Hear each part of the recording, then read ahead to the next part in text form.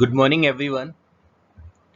So, this is the first video lecture of this beautiful poem, and this poem name is Laughing Song.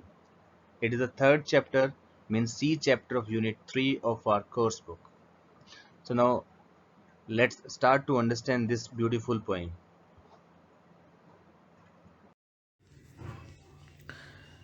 This is a very beautiful poem, and this poem name is Laughing Song, written by William Blake.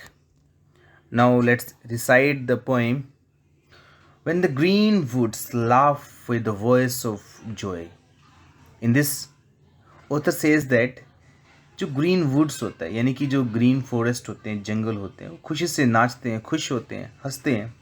And the dimpling stream runs laughing by. और उनके साथ जो एक stream जा रही होती है, नदी जा रही होती है, जो लहरा रही होती है, जिसके अंदर रिपल्स बनते हैं डिम्पलिंग करते हुए, तो वो भी खुश होती है.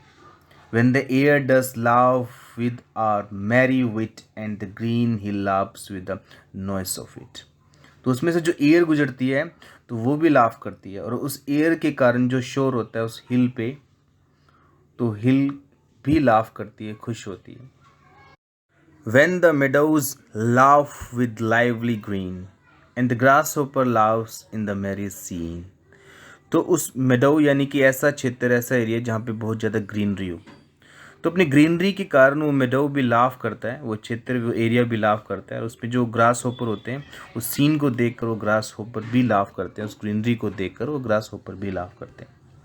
When Mary and Susan and Emily with their sweet round mouth sing ha ha ही. तो इमेजिनेशन से वो नेम ऐड करता है उधर, मैरी, सुसैन और इमली. वो इस सीन को देखकर वो भी अपने स्वीट राउंड माउथ से हा हा ही करके वो भी लाफ करते हैं, खुश होते हैं. When the painted birds laugh in the shade, जो पेंटेड बर्ड्स यानी कलरफुल जो बर्ड्स होते हैं, उसकी छाया में आके, उन पेड़ों की छाया में आके वो भी लाफ करते हैं. Where are table with the cherries and nuts is spread. जहाँ पे हमारी टेबल के ऊपर चेरीज और नट्स बहुत सारे रखे हुए हैं, टेबल भरी हुई है, तो वहाँ पर आके वो बर्ड्स भी खुश होते हैं.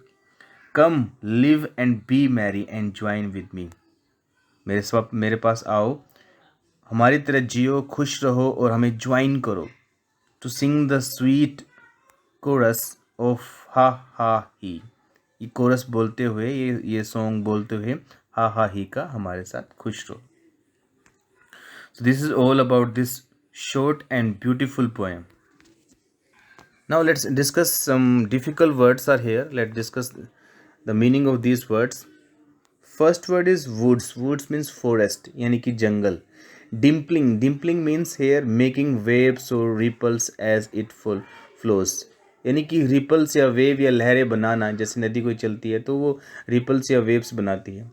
विट, ability to be funny and clever. एक ऐसी एबिलिटी यानी कि क्षमता जो फनी बन सके या क्लेवर बन सके. मिडोज, ग्रीन फील्ड, ऐसा एरिया, ऐसा क्षेत्र जो ग्रीन हो. And chorus means a part of song that is repeated usually by a group of a singer. यानी कि song का part. So these words are difficult words of this chapter. Now let's come on the next page and discuss the questions of this chapter. Interpreting the poem, answer these questions. What is the voice of green woods? Green woods की voice क्या है? Second question, who are the children and what do they sing? तो children कौन, उनके name क्या हैं और वो क्या सिंग करते हैं. Third question, where is the table spread. Table कहाँ पे स्प्रेड है. Think and answer. First question, when the green woods laugh with the voice of joy. जब वो ग्रीन वुड्स लाफ करती है वॉइस ऑफ जॉय के साथ. How are the woods laughing. तो वुड्स जो जंगल किस तरह लाफ करते हैं. Second question, what is the special about the food that the children are eating. Special क्या है उस फूड के बारे में जो जो बच्चे खा रहे हैं इस पोएम के अंदर. Why has the poem been titled laughing song. Poem को ऐसा नेम क्यों दिया गया है, laughing song. Discuss in the class. So this question you need to discuss with your family members. Have you heard of the term infectious laughter. What do you think it meant by this phrase. क्या कभी तुम इस term से, इस word meaning से आपने कभी जाना इस वर्ड को कि इन्फेक्शियस लाफ्टर क्या होता है, इसका मीनिंग क्या है, इस फ्रेज का आपने लिखना है। Last question, laughter is the best medicine, give regions.